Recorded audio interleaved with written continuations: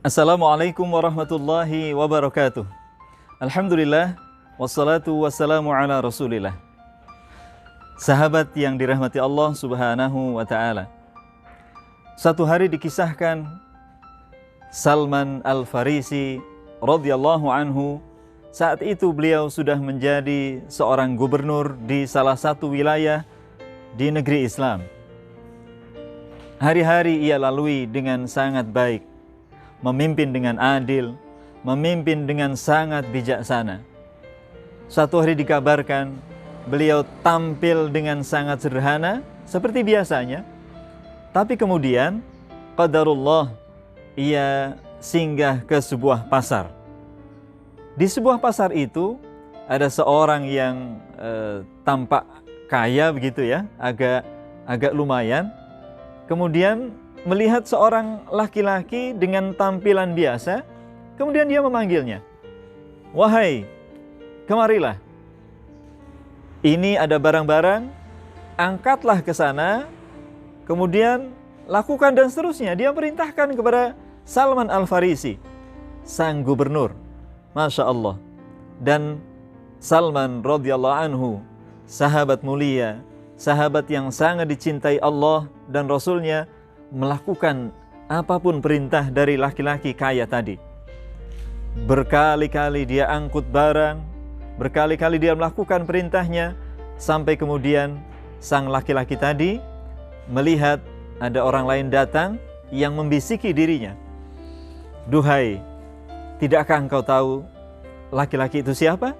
Begitu tanya laki-laki yang baru datang. "Aku tidak tahu," kata orang kaya itu. "Dia adalah gubernur negeri ini." Kaget dia. "Salman, gubernur negeri ini engkau suruh-suruh begitu?" Masya Allah, segera laki-laki kaya itu minta maaf, dan Salman pun mengatakan, "Tidak ada masalah. Apa yang bisa aku lakukan, aku lakukan." Allahu Akbar.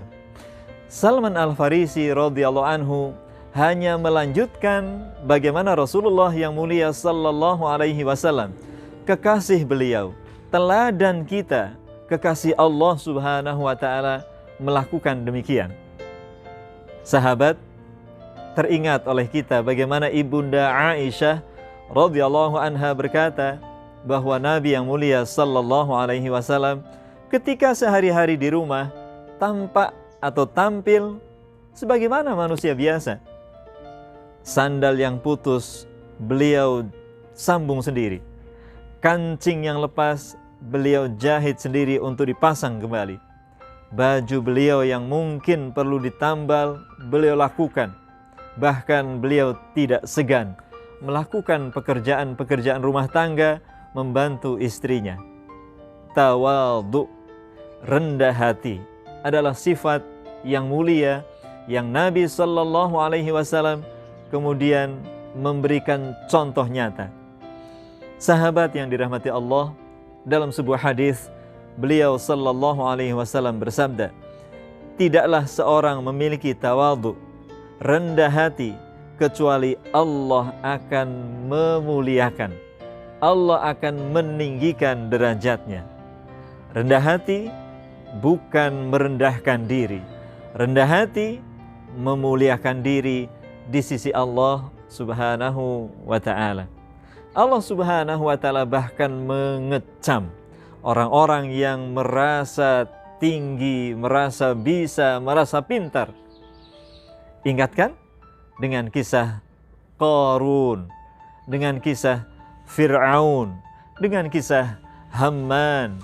Mereka adalah tipikal atau contoh model orang-orang yang sombong, orang-orang yang tinggi hati, orang-orang yang tidak mau merendahkan dirinya di depan manusia yang lain. Dan Allah berikan bahwa mereka berakhir dengan kesengsaraan. Semoga Ramadan, puasa, dan segala kegiatan ibadah di dalamnya benar-benar mengajarkan kita untuk semakin rendah hati. Tidak makan, tidak minum, peduli dengan orang lain, sabar menghadapi semua yang Allah berikan, Allah perintahkan, niscaya ia menjadi tawadhu.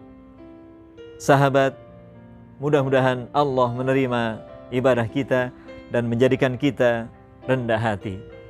Assalamualaikum warahmatullahi wabarakatuh.